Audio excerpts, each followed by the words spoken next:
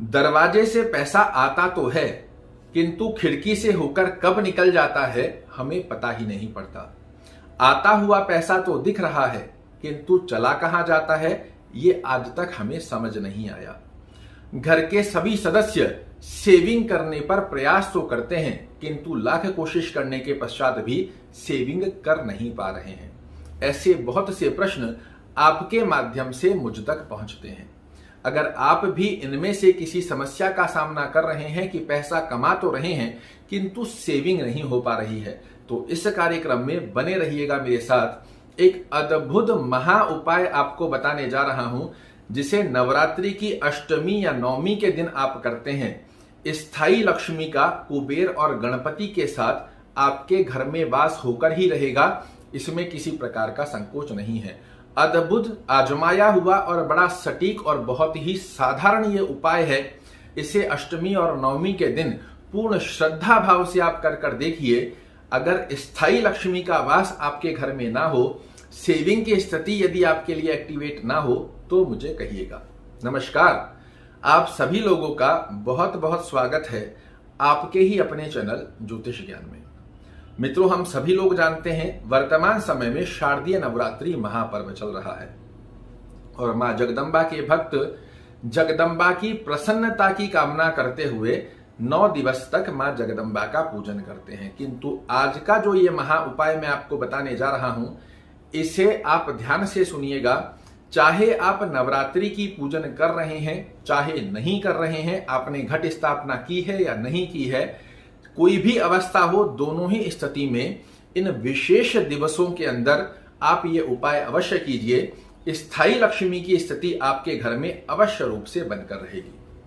अष्टमी और नवमी, जो नवरात्रि की आज पंचमी है, अष्टमी और नवमी की जो स्थिति आ रही है 13 और 14 तारीख को, इस दिन आपको 9 लौंग लेनी है।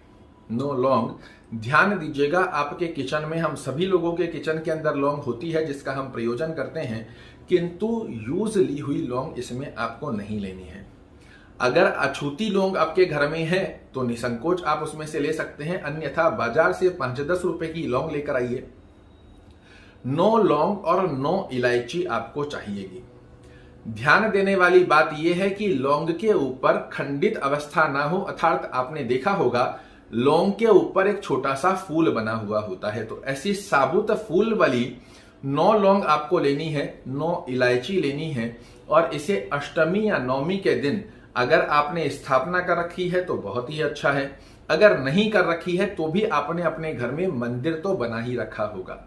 वहां पर स्थायी लक्ष्मी की कामना का ध्यान करते हुए ये 9 लौंग, 9 इलायची अपने सीधे हाथ में आपको रखनी है और महाकाली, महालक्ष्मी, महासरस्वती, त्रिगुणात्म शक्ति का, राजराजेश्वरी से प्रार्थना का ध्यान करना है कि मां लक्ष्मी स्वरूप में हमारे घर में स्थायी वास करे।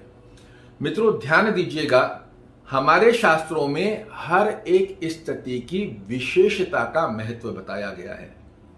अब से कुछ दिन पहले श्राद्ध पक्ष चल रहे थे। यहां पर हमने अपने पूर्वजों को प्रसन्न करने के लिए कुछ उपाय किए। अभी चल रहे हैं नवरात्रि, जहां पर ये 9 दिवस मां जगदम्बा का आशीर्वाद लेने के लिए विशेष बताए गए हैं। और इन 9 दिवस में शास्त्र मान्यता अनुसार मां जगदम्बा का आशीर्वाद के हस्त कुछ इस प्रकार खुले हुए रहते हैं।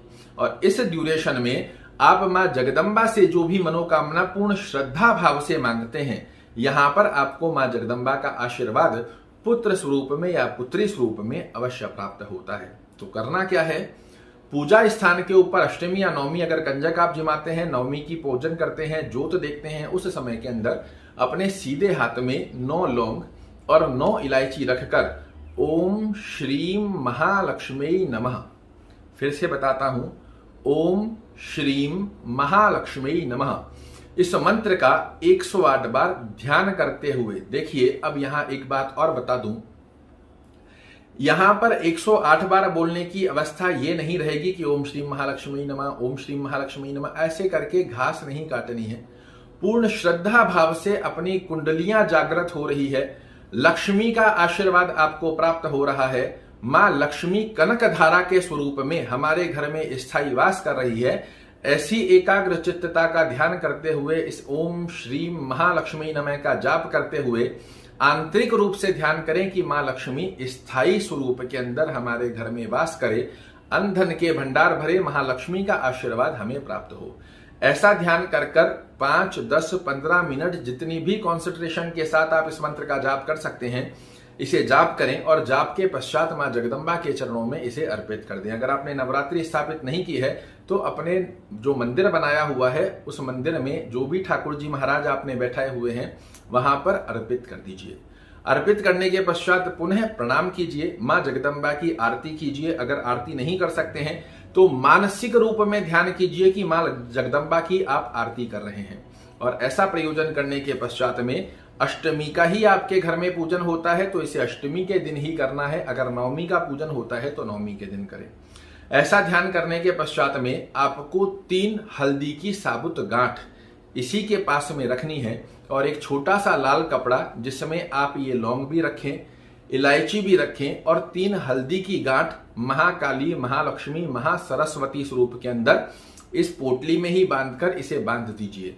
और बांधने के पश्चात में पुनः इसे जगदम्बा के चरणों में रखें और आशीर्वाद की कामना का ध्यान करें कि हे महालक्ष्मी, ये आपके आशीर्वाद स्वरूप में मैं अपनी तिजोरी में रखने जा रहा हूं, स्थायी रूप में आप मेरी तिजोरी में बने रहिएगा। अगर आपके पास तिजोरी आज के समय में बहुत लोगों के पास नहीं होती है, किंतु जहां भी आप अपने घर में लॉकर में पैसा रखते हैं वहां इसे रखिए और 21 दिन तक ओम श्री महालक्ष्मी नमः का 108 बार नित्य जाप कीजिए। और जाप करने के पश्चात में उठकर, जाप स्थान से उठकर इस पोटली को प्रणाम कीजिए। मैं दावे के साथ कह सकता हूं आपके घर में स्थायी लक्ष्मी की स्थिति अवश्य बनेगी।